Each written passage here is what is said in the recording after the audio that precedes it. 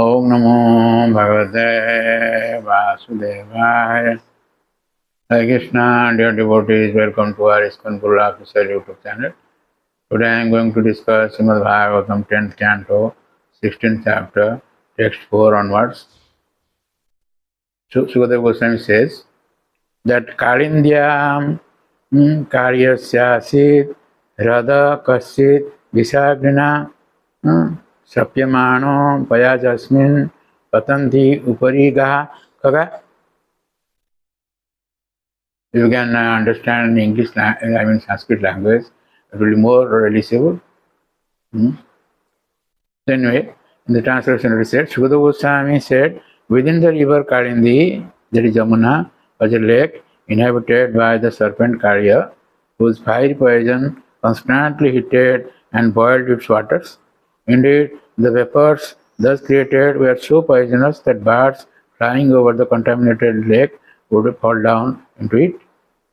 Kaga, those who fly in the sky, Kaga, little Kaga.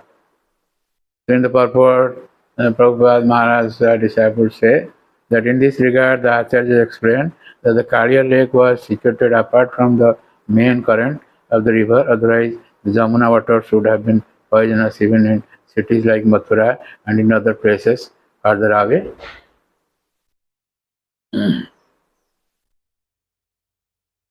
Vishwanath Thakur says in Harivansa, quoting from Harivansa, he said the Kaliya lake was about 1 yojan wide, that means 8 miles, and situated in the southern part of the Jamuna, apart from the main current of the river. Other Prabhupada disciples have said like this. So, Sanatana Goswami says in Brihad Vaishnava Tosani that there was a lake of Kaliya in the Jamuna. It was a pool in the southern area and joined the Jamuna, which flowed from the north. Otherwise, the poison water would spread to Mathura and the Jadavas. Asit is in the past tense because it describes Kaliya's relationship, which is temporary. Kasit indicates one lake or some indescribable lake. Its indescribable nature is described. Birds flying high in the sky fell into the lake because of the poison. This means the poison spread far away, 1 yojan, 8 miles, and more than 13 kilometers, like that. These past times. So, in the next verse, that is verse 5, it said that Viprusmata Visadormi Marutena Vimarsitaha Mriyante Tiragajasya Praninaha Stira Jangamaha. That means the wind blowing over the deadly lake carried droplets of water in the shore. Simply by coming in contact with the poisonous breeze, all vegetation and creatures on the shore died. The purport, Srila Prabhupada Maharaj's disciples say, the word sthira, unmoving creatures, refers to various types of vegetation, including trees, and jangama refers to moving creatures such as animals, reptiles, birds, and insects. Sri Siddha Swami has quoted a further description of this lake from Sri Harivansa. That is, the lake was quite wide, 8 miles across at some points, and even the demigods could not cross over it. The water in the lake was very deep, and like the immovable depths of the ocean, couldn't be agitated. Approaching the lake was difficult, for its shores were covered with holes in which serpents lived.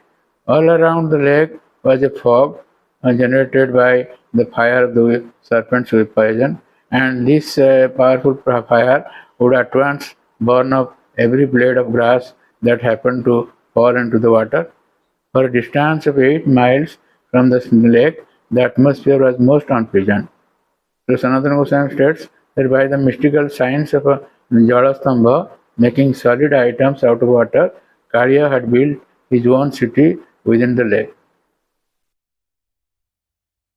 This way, there are up to verse 9, it will describe how description of the poisonous lake. So verse 6 says, Tam Chandavega Visaviryam Avekyatena Dushtam Nadim Cha Khala Sanjamana Vataraha Krishna Kadambam Adiruhya Tato Atil Tungam Aspotya Gadha Rasano Nepatat Vishwade. The translation it is said that Lord Krishna saw how the Kaliya serpent had polluted the Jamuna river with his terribly powerful poison. Since Krishna had descended from the spiritual world specifically to subdue envious demons, the Lord immediately climbed to the top of a very high Kadamba tree and prepared himself for battle.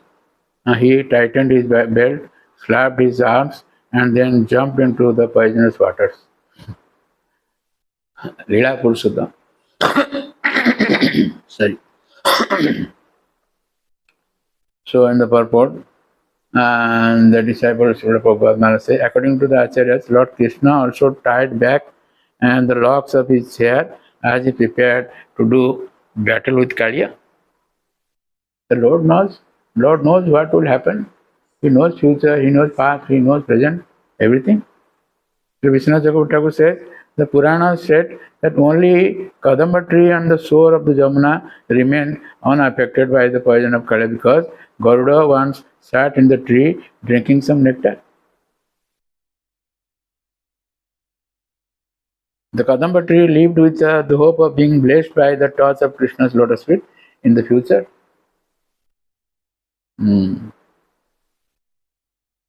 So, Sanatana Goswami says, seeing the power of the poison with no remedy, Chanda means no remedy, and spreading quickly, and the river contaminated by Kaliya, Krishna climbed to the top of a Kadamba tree. This is understood from Harivansa. He tied up his hair, ornaments, etc. Harivansa says he bound his waistband tightly. He jumped into the water because he had appeared from his own planet, that is including within him and all other avatars such as Matsya who can swim to defeat the wicked, to defeat Kaliya. Why did Kadamba tree remain on the bank when everything died? Since it was Krishna's tree, it was similar to him. The Kadamba tree near the Kaliya lake was Krishna's tree, therefore it alone didn't wither away since it could remove the poison from others. One should understand that Krishna kept this tree at this place of his pastimes. It should be understood from the statement in Harivansa that other trees nearby didn't die because of the Kadamba.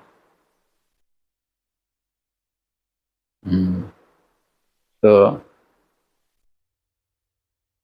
verse 7 it said that Sarpa Hrada Purusha Sara Nipada Vega Sankhyo Vito Raga Viso Se Visitambu Rasihi Paryak Pluto Visa Kasaya Vibhishanor Dhavan Dhanu Shatam Anantavarasya Kintat Tata Dhanu Satam Satadhanu dry high rose high water. When the Supreme Personality of Godhead landed in the serpent's lake, the snakes there became extremely agitated and began breathing heavily, further polluting it with volumes of poison. The force of the Lord's entrance into the lake caused it to overflow on all sides, and poisonous, fearsome waves flooded the surrounding lands up to a distance of 100 bow lengths. This is not at all amazing, however, for the Supreme Lord possesses infinite strength. So, uh, Jiva Goswami in Prabhu Vaishnava Darshan says, his jumping in the water caused a shock since he was the best of men. Mm. Um, the lake's water swelled with the snake's poison and being agitated by the speed of Krishna's fall. Uh, um, Other the Sripad Jiva Goswami also quotes from Sripad Siddhar Swami. So they explain that the water changed color because of the poison. Kasaya is a medicinal decoction or reddish color. In this way, the water spread beyond its previous limits, and the cows and boys, however, were safe.